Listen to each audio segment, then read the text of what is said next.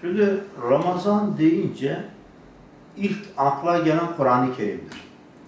Nitekim Cenab-ı Allah diyor ki şehr-u ramazanellezî unzile fîhil Kur'an.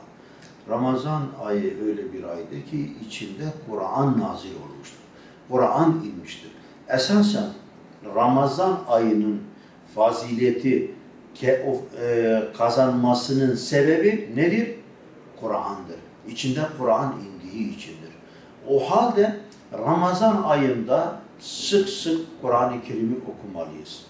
Kur'an-ı Kerim'i anlamaya çalışmalıyız.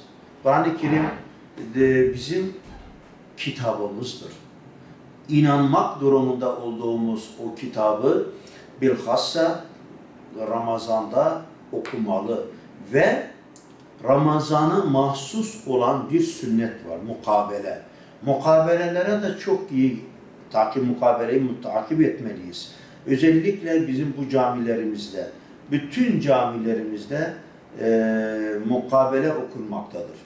Ve bu da malum Ramazan ayında Cibril aleyhisselam gelir, Peygamber Efendimiz'e Kur'an-ı Kerim'i okur ve o dinlerdi. İşte bu mukabele olan sünnet buradan gelmektedir. Yani melek ve peygamber arasında olan bir şey. Dolayısıyla bizim de o sünneti yerine getirmeliyiz. Ramazan'da bizim üzerinde durmak istediğimiz şu. Bilhassa elbette ki Ramazan dediğimizde ikinci olarak oruç gelir. Hani Kur'an akla gelir. Bir, ikincisi oruç gelir. Cenab-ı Allah işte bu ayı bize farz kılmıştır. Nesini? Oruç tutmayı. Dolayısıyla biz bu orucu yerine getirmeliyiz. Çocuklarımıza anlatmalıyız. Çocuklarımıza Ramazan bilincini vermeliyiz. Ramazan bilincini vermek her anne ve babanın görevidir.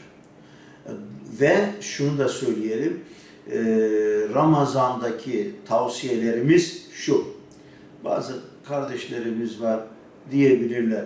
Ya sıcaktır, ne yapabiliriz, bu sıcakta oruç tutulur mu gibi ki bahane üretmek.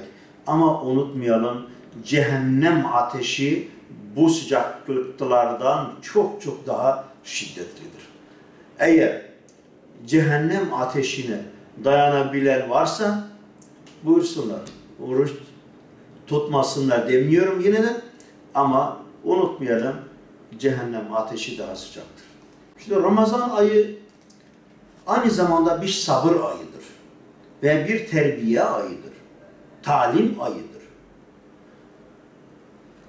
Peygamber Efendimizin buyurduğu gibi Ramazan ayı geldiğinde cennet kapıları açılır.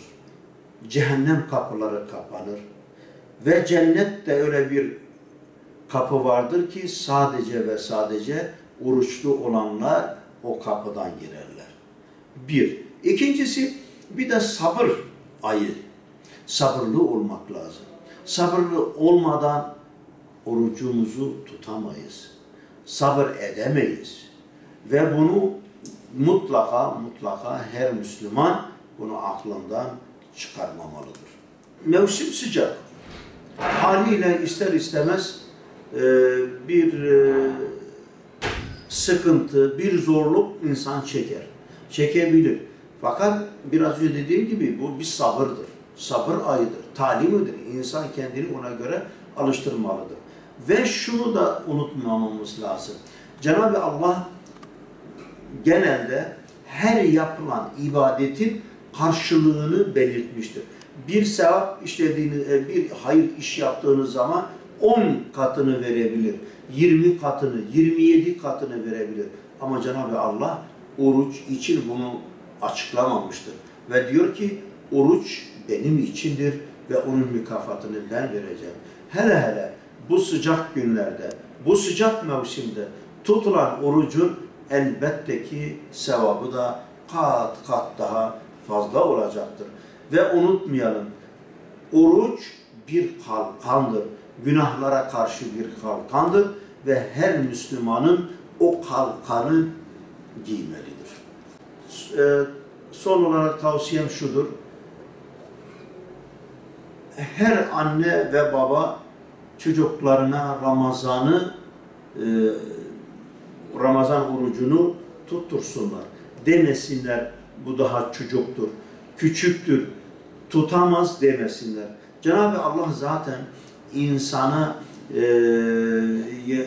yapamayacağı şey yüklemez. Her ne kadar çocuklar, küçük çocuklar, onlara farz değil ise de ama onlara talim etmek anne ve babanın görevidir ve Ramazan'ın da iyi geçmesini, hayırlara vesile olmasını diliyorum ve özellikle İslam aleminde meydana gelen hoş olmayan olayların bitmesine vesile olmasını Cenab-ı Allah'tan diliyorum.